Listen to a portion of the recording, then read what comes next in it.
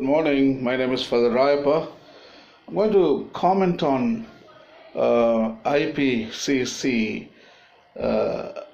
fifth assessment report on South Asia.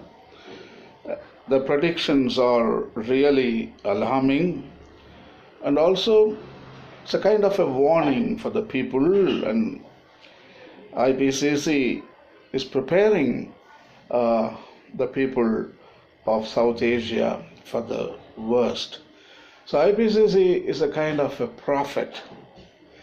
They are the authorized, and they have the authority to predict what's going to happen in next 100 years in the field of climate and climate change in global warming. So here is a small quote from Mr. Vincent Barros. He is a co-chair of Working Group 2 in IPCC. Here is the quote. In many cases, we are not prepared for the climate-related risks that we already face. Investments in better preparation can pay dividends, both in the present and for the future. Well said. So we need to get ready, and we should be in the preparedness condition. We should be expecting the worst in the field of climate. So we better invest resources to establish maybe early warning systems. That is very important. So IPCC is warning that women, children, and the elderly can be more vulnerable to climate change impacts.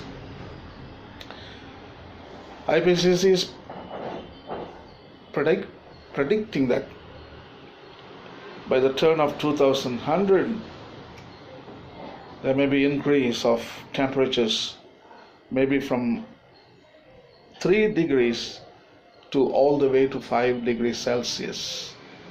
So the first victims may be women, children, and elderly. They are more vulnerable to climate change impacts. So what can be done anyway? Women often experience additional duties as laborers and caregivers as a result of extreme weather events and climate change, as well as from society's responses to climate change. For example, men, because the climate change will cause disasters.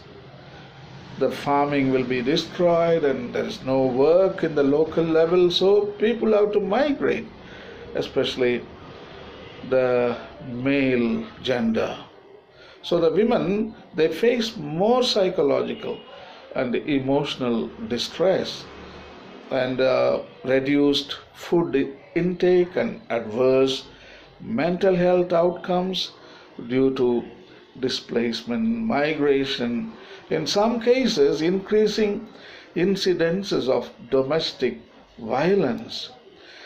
Children and the elderly are often at higher risk due to narrow mobility, susceptibility to infectious diseases, reduced caloric intake, and social isolation. Young children are more likely to die from or be severely compromised by diarrheal diseases and floods. The elderly face disproportional physical harm and death from heat stress, droughts, and wildfires. Also, IPCC is suggesting that action on climate change and development are inextricably linked. So when we take action, when we consider climate change, we need to make adjustments in our own economic development models like high economic growth, medium economic growth, low economic growth. So in order to be compatible with climate change, in order to mitigate the effects of climate change, we need to go down, maybe not business as usual, high economic, but come to middle economic growth or low economic growth, and they are linked. Otherwise, we'll be facing catastrophes, or we are already facing catastrophe. Anyway, the IPCC concludes people who are socially, economically, culturally, politically, institutionally, or otherwise marginalized in society are often highly vulnerable to climate change. Climate change impacts are projected to slow economic growth, make poverty reduction more difficult, further erode food security, and prolong existing and create new poverty traps, particularly in urban areas and emerging hotspots of hunger. For further information, you can refer to internet the document prepared by IPCC, fifth assessment on South Asia. So it's a beautiful report. They are telling a lot of things for action. I think they are very practical, and I congratulate IPCC for doing this. Thank you.